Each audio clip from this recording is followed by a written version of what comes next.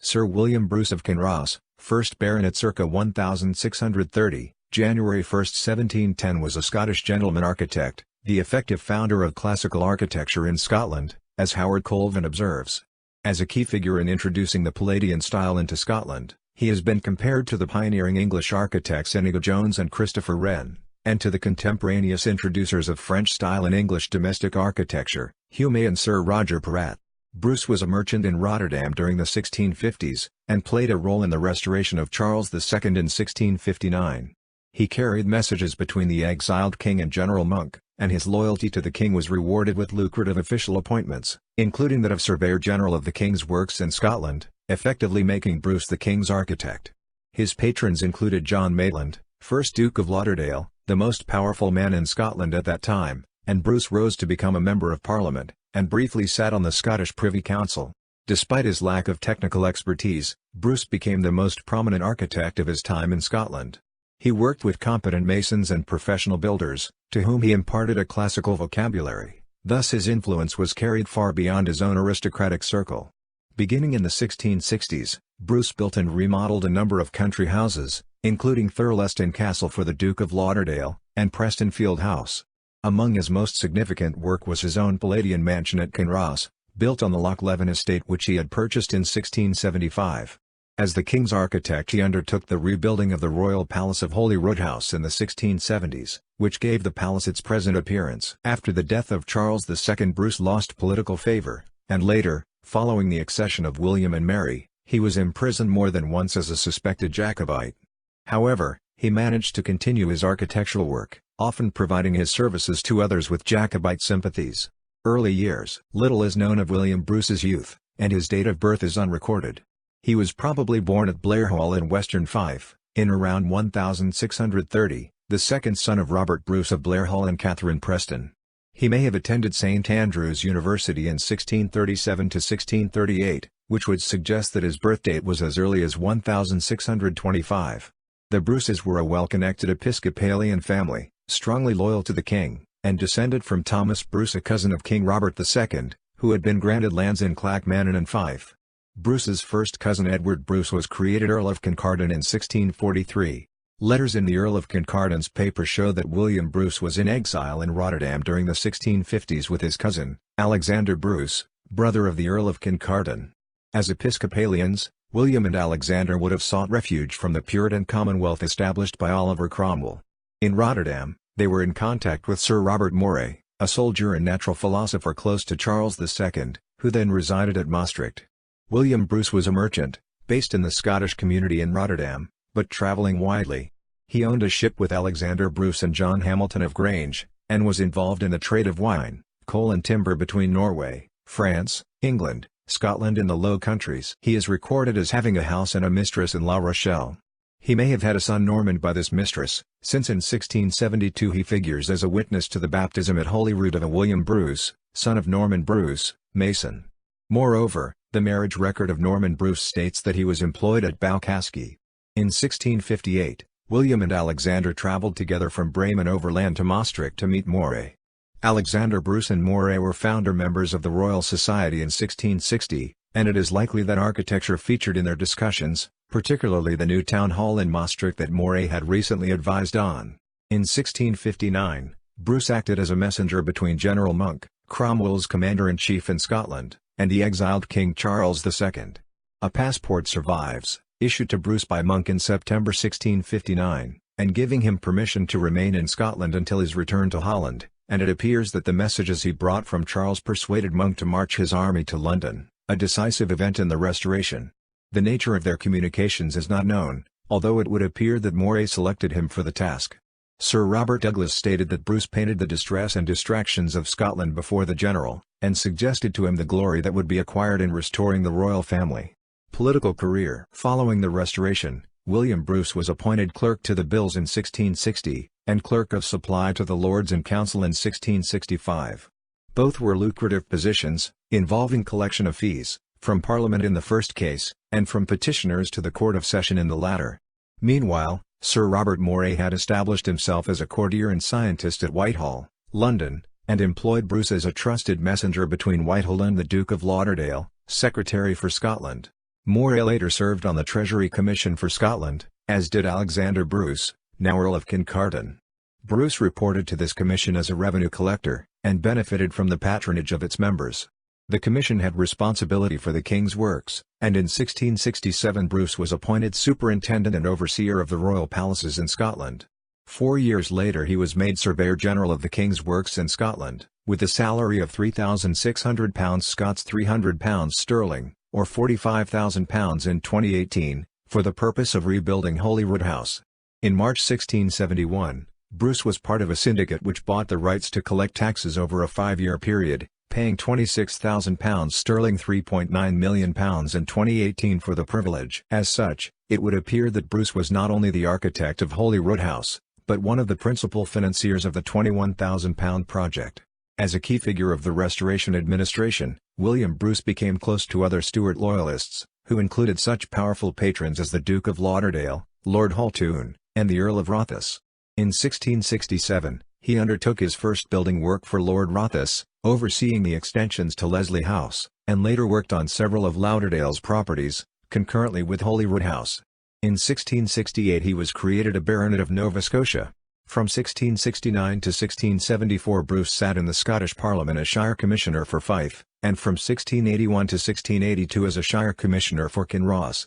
From April 1685 to May 1686 he reached the peak of his political career, as a member of the Privy Council of Scotland. But, in 1674, he became embroiled in factional rivalry between his patron Lauderdale, and his rivals the Duke of Hamilton and the Earl of Tweeddale. His actions, which apparently included passing information to Hamilton, invoked the fury of the Duchess of Lauderdale, who tried to persuade her husband to deprive Bruce of his offices. Bruce survived, although his relationship with his patron was damaged. Lauderdale described him as the bitterest factionalist party man of his quality in all Scotland. This breakdown resulted in Bruce's eventual dismissal as Surveyor General of the King's Works, on the false pretext that Holyrood House was finished. Bruce's earnings from his offices had made him a wealthy man, even by the standards of his patrons. This wealth allowed him to purchase the Balcaskey estate in 1665, and to extend the house and gardens. In 1675 he purchased the larger estate of Loch Leven, Kinross, from the Earl of Morton, which brought him the hereditary sheriffdom of Kinross Shire. In the late 1670s Bruce took on his first architectural projects for entirely new houses. Following the accession of James VII in 1685, Bruce gradually fell from favour, and was distrusted by the new regime. After the Revolution of 1688, and the accession of William of Orange as king, he was once again at odds with his Protestant rulers, and he refused to take up his seat in Parliament. As a staunch Episcopalian, Bruce was considered a potential Jacobite threat. In 1693 he was briefly imprisoned in Stirling Castle for refusing to appear before the Privy Council. He was incarcerated again at Stirling in 1694, and from 1696 in Edinburgh Castle. Bruce was expelled from Parliament in 1702, his seat passing to his son John Bruce. Despite these imprisonments, he continued his architectural work. Indeed, the 1690s and 1700s were his most prolific years. Bruce was imprisoned at Edinburgh Castle again in 1708 and was only released a short time before his death, at the beginning of 1710. He was buried in the family mausoleum at Kinross Kirk. The ruins of the church still stand beside Kinross House. The mausoleum remains intact in the churchyard. Dating from 1675, it is probably by William Bruce in design, initially to house his parents. Bruce's surviving account books show purchases of books on music, painting and horticulture, as well as numerous foreign language works, suggesting that William Bruce was a learned man. He studied horticulture extensively, and applied his knowledge of the subject in his own gardens at Kinross. He was a friend of James Sutherland of the Edinburgh Botanic Garden, and may have known John Evelyn and other English horticulturalists. Family. Around 1660 William Bruce married Mary Halkett, daughter of Sir James Halkett of Pitferani, Bt. They had 2 surviving children. Sir John Bruce, 2nd Baronet of Kinross, before 1671, March 19, 1710 married Christian Leslie, widow of the Marquess of Montrose and daughter of the Duke of Rothes. He left no issue. Anne, upon whom Sir William had entailed his estates if her brother failed to leave issue. She married twice, with issue to both husbands. After the death of his first wife, Sir William Bruce married Magdalen Scott, widow of an Edinburgh merchant called George Clerk, in 1700. They had no issue. Magdalen lived until 1752, and gained a reputation as a Jacobite, establishing a Jacobite cell at her home in Leith Citadel. Architectural works. Influences. The Netherlands provided William Bruce with many of his influences.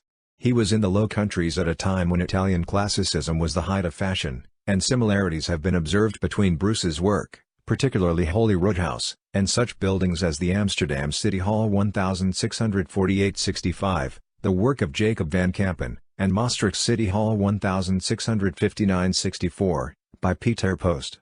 Alexander Bruce had married a Dutch woman with family ties to the House of Orange, and it seems likely that he provided links to the Dutch artisans who worked on some of Bruce's projects.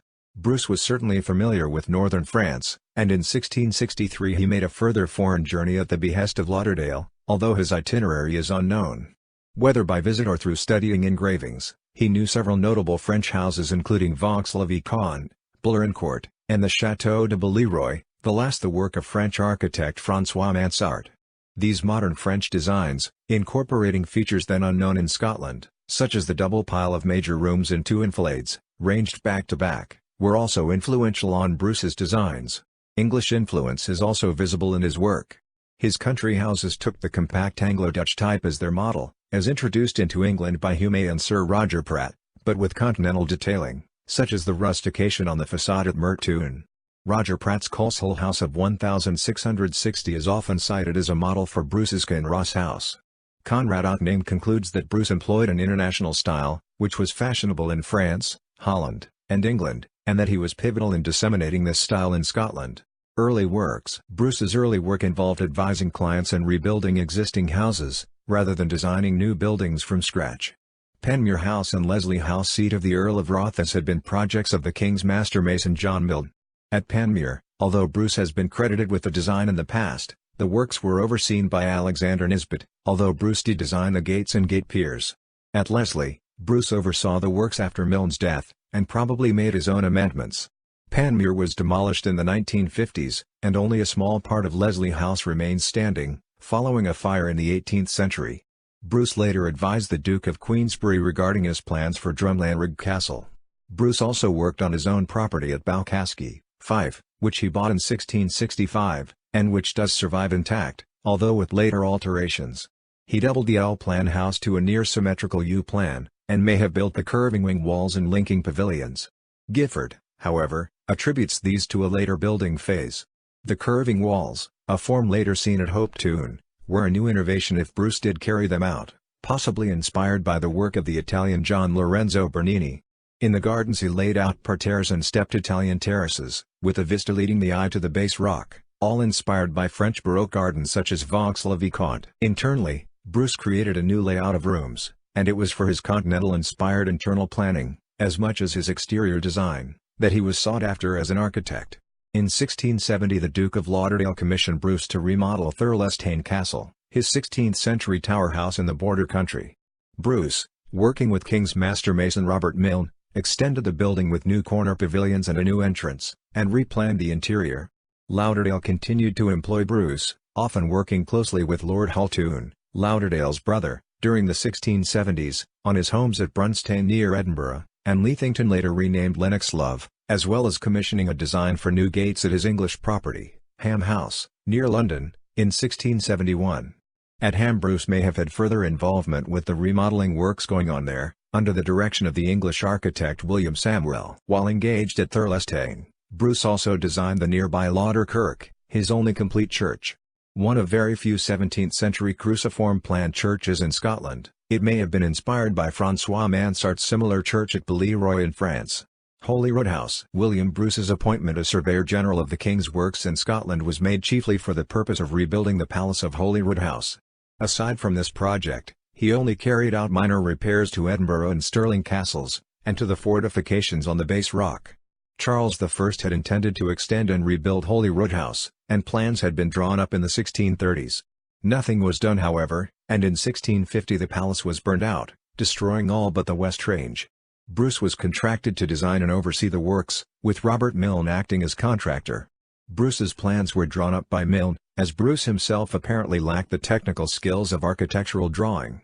Charles II criticized Bruce's initial plans for the internal layout, and an improved scheme was eventually approved.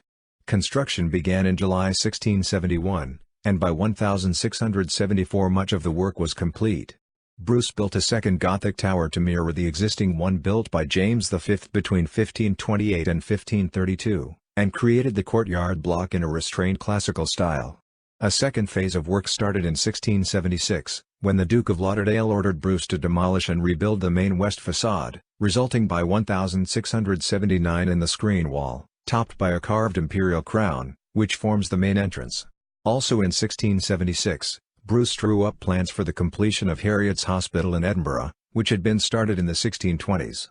His design, for the central tower of the south facade, was eventually executed in 1693. Country houses. His first commission for a new building was for the construction of Dunkeld House, and came from the Earl of Athol in 1676. The house had been badly damaged in 1654, during the Civil War, and Bruce was given the task of building its replacement. The house was later demolished. Another early full-scale commission was for Moncrieff House 1679, which burned down in 1957. In 1675, Bruce bought the estate of Loch Leven from the Earl of Morton. The estate included an old manor near Kinross, as well as the ruins of Loch Leven Castle, famous as the Jail of Mary, Queen of Scots. After carrying out repairs on the old manor, and beginning to lay out the gardens, Bruce began work on his new home, Kinross House, in 1686. Employing master mason Thomas Spottrop. The Palladian building bears some resemblance to Roger Pratt's Coleshill House of 1660 demolished, but with features Bruce derived from French sources. These features, ultimately classical and Italian in origin, include the rusticated basement stonework, and the giant order of Corinthian pilasters, the latter possibly deriving from Bernini's first designs for the Louvre. Following Bruce's fall from favour, he found himself increasingly in debt, which delayed the completion of the house until 1693.